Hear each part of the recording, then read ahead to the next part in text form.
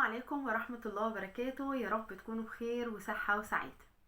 النهاردة كده بقى هنحط دايرة حمراء كبيرة ننور بيها علشان بابا وماما ياخدوا بالهم من حاجة مهمة جدا. لازم كل أم وأب يعرفوا إن السلوكيات اللي مش عاجبانا في ولادنا مش كلها بترجع ليهم. وعشان بقى اقول لكم المفاجأة الكبيرة ان الطفل لما بيبقى صغير لسه السلوكيات دي كلها اصلا هو ملوش اي علاقة بيها، هو بيكتسبها من اللي حواليه.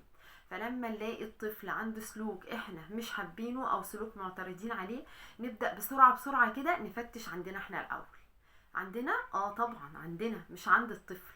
بندور الاول عندنا احنا، بنشوف يا ترى هو الطفل بيكذب ليه، يا ترى هو الطفل عنيف ليه، كل ما يتكلم مع اخواته اول حاجة بيلجأ ليها الضرب ليه. وحاجات كتير جدا بنشوفها في اولادنا بنبقى يعني مش عاجبانا، اللي هو ايه ده، طب جاب اللفظ ده منين، طب بيشتم ازاي. ما هو يا اما خدها من دايرة البيت يا اما من بره البيت. فتشي عندك انتي وبابا الاول، فتشي في الناس اللي حوالينا، شوفي كده ايه هي الناس اللي بيختلط بيها اولادك وهم بيكتسبوا منهم ايه.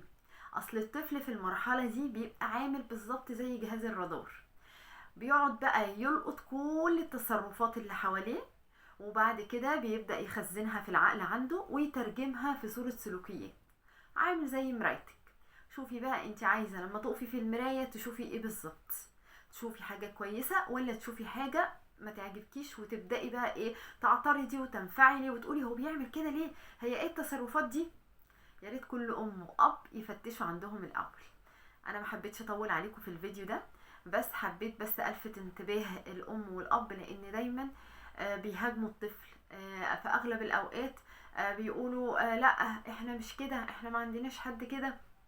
بس ابسط حاجة ممكن تأثر في الطفل لو الام او الاب ردوا على الموبايل مثلا، او سابوا الطفل يرد على الموبايل ويقولوا